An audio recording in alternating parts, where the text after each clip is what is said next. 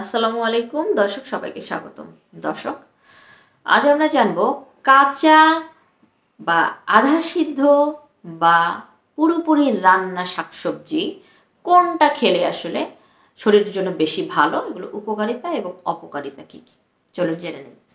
দর্শক, অনেকে মনে করেন যে শাকসবজি কাঁচা খাওয়া ভালো, এতে বেশি পুষ্টিগুণ। আবার অনেকে মনে করেন যে শাকসবজি রান্না করে খাওয়াটাই ভালো, সেটাতেই পুষ্টিগুণ। চলুন সে সম্পর্কে আজ বিস্তারিত জেনে নিই। কাঁচা শাকসবজিতে ভিটামিন, মিনারেল, পুষ্টিগুণ, ফাইবার বা আঁশ কিন্তু বেশি থাকে এবং কাঁচা শাকসবজিতে হজমে সাহায্য করে এই ধরনের এনজাইমও কিন্তু থাকে। তাই কাঁচা অবস্থায় খেলে এসব ভিটামিন, মিনারেল, এসব পুষ্টিগুণ এবং এনজাইম কিন্তু নষ্ট হয় না। হ্যাঁ, এবং পুষ্টিগুণটা পুরোপুরি আপনি পাচ্ছেন, পুষ্টিগুণটা বজায় থাকে। এখন চলুন জেনে নেই রান্না করলে আসলে কি ঘটে এসব শাকসবজির ক্ষেত্রে। রান্না করলে অধিক তাপে বিভিন্ন পুষ্টিগুণ, শাকসবজির বিভিন্ন পুষ্টিগুণ, ভিটামিন, মিনারেলগুলো নষ্ট হতে থাকে। যেমন ভিটামিন সি অধিক তাপে কিন্তু নষ্ট হয়ে যায়, এরকম বিভিন্ন ভিটামিন, মিনারেল কিন্তু অনেক বেশি তাপমাত্রায় নষ্ট হয়ে যায়। অনেক বেশি তাপে শাকসবজি রান্না করলে বিভিন্ন ধরনের অ্যামাইনো অ্যাসিড এবং প্রোটিনও কিন্তু নষ্ট হয়। এছাড়া হজমে সাহায্য করে এরকম এনজাইমগুলো কিন্তু নষ্ট হয়ে যাবে। শাকসবজিতে দেয়া কীটনাশক, কীটনাশক এবং কাঁচা শাকসবজিতে বিভিন্ন ধরনের পরজীবী, বিভিন্ন ধরনের পোকা থাকতে পারে, ফরমালিন থাকতে পারে। এরকমটা হলে কিন্তু আবার স্বাস্থ্য ঝুঁকি তৈরি হয়, স্বাস্থ্যের জন্য কিন্তু সেটা নিরাপদ না। শরীরে বিভিন্ন ধরনের রোগ, বিভিন্ন ধরনের অসুখ বিসুখ বাসা বাঁধতে পারে। এছাড়া এই কীটনাশকের কারণে ক্যান্সার পর্যন্ত হতে পারে।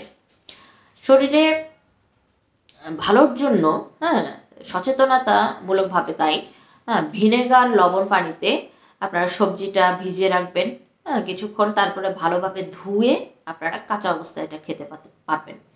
এক্ষেত্রে বিভিন্ন সালাদ আপনারা খেতে পারেন, বিভিন্ন সবজি যেমন শসা, গাজর, টমেটো, ধনেপাতা, লেটুস, ক্যাপসিকাম, পেঁপে, মূলা, বিট, থানকুনি পাতা, পুদিনা পাতা ইত্যাদি। এই সবজিগুলো আপনারা কাঁচা খেতে পারেন, শাকসবজিগুলো কাঁচা খেতে পারেন এবং সালাদ হিসেবে খাওয়াটা কিন্তু নিরাপদ। এবার আসি আরেকটা বিষয় নিয়ে, রান্নার বিষয় নিয়ে। রান্না করে ফেলার পর বা পুরোপুরি সিদ্ধ করার পর শাকসবজিতে থাকা অ্যান্টিঅক্সিডেন্ট, ভিটামিন, মিনারেলস এগুলো কিন্তু সক্রিয় থাকে। আর হালকা তেলে যদি আপনারা রান্না করেন তাহলে শাকসবজিতে থাকা এসব পুষ্টিগুণ কিন্তু শরীর খুব ভালোভাবে শোষণ করতে পারে।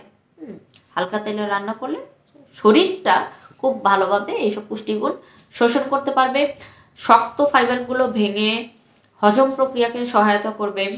বিভিন্ন কাঁচা সবজি খেলে কিন্তু অনেকেরই হজমে সমস্যা হয়, যা রান্না করে খেলে খুব সহজে হজম হবে।